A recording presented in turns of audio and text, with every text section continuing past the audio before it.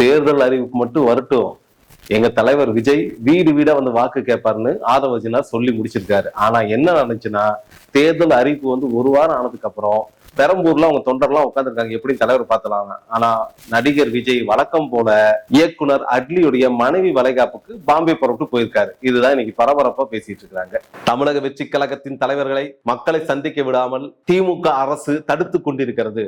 ஏன்னா கரூர் சம்பவம், அதுல ஒரு 41 பேர் பலியாகிறாங்க.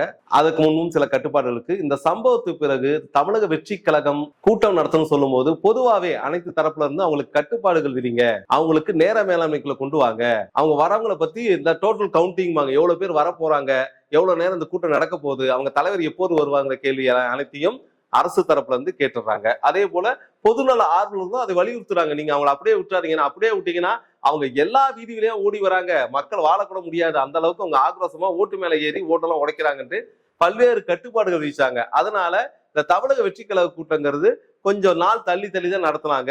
இதுக்கு அவங்க சொன்ன காரணம் என்னன்னா, தமிழ்நாடு அரசு எங்கள் கட்சியை முடக்க பாக்குது, திமுக எங்க கட்சி வளர்ச்சி மீது பயம் கொண்டு எங்க கட்சியோட கூட்டத்தை தடை பண்ணுது. இந்த தடை மட்டும் இல்லைன்னு வச்சுக்கோங்க, எங்க தலைவர் விஜய் அவர்கள் தினந்தோறும் மக்களை சந்திப்பார், மக்களோட மக்களாவே வாழுவார், அவர் நல்லவர், வல்லவர், நானும் தெரிஞ்சவர். இப்படி எல்லாம் யாரு பேசினான்னா தமிழக வெற்றி கழகத்தின் ஆதவர்ஜினா, நிர்மல்குமார், லயோலாமணி, இப்படிப்பட்ட முக்கிய பிரமுகர்கள் எல்லாம் பேசிட்டாங்க பல்வேறு கூட்டங்கள்ல. இதெல்லாம் எப்ப பேசினாங்கன்னா தேர்தல் அறிவுக்கு முன்பு.